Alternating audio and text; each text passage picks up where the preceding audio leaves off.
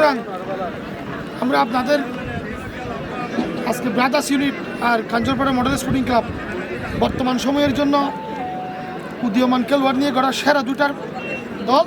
আমরা আপনাদের খেলা দেখার জন্য আমি আজকেই ওয়াবডাঙ্গের খেলার পর আজকে প্রথম মাঠে আসছি শুধু কাঞ্চনপাড়া আর ব্রাদার্স ইউনিটের নাম শুনে। আমরা আপনাদের কাছে একটা সুন্দর ম্যাচ চাইবো ইনশাআল্লাহ। ভালো ধন্যবাদ।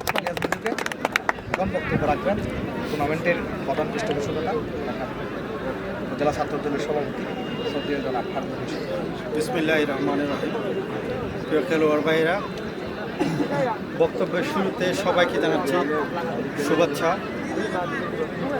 আমার কথা হচ্ছে, আমরা দীর্ঘদিন পরে এই মৌলভীবাজারে অনেক ভাইরা খেলেছেন এবং অনেক ভাই খেলতে গিয়ে আজকে সেই খেলোয়াড়রা আজকে এখানে খেলা পরিচালনা করতেছেন জেলা রেফারি অ্যাসোসিয়েশনের পক্ষ থেকে। সুতরাং আপনাদের কাছে আমরা একটা আশা করব সৌহার্দ্যপূর্ণ আচরণের মধ্য দিয়ে একটা সুন্দর ম্যাচ। সুতরাং এখানে দুই দলই টেকনাফ উপজেলার নামি দামি প্লেয়াররা রয়েছে। নামি দামি দুইটা জায়গার দুই দলই টেকনাফ উপজেলার সেরা টিম হিসাবে সব জায়গাতে পরিচিত রয়েছে।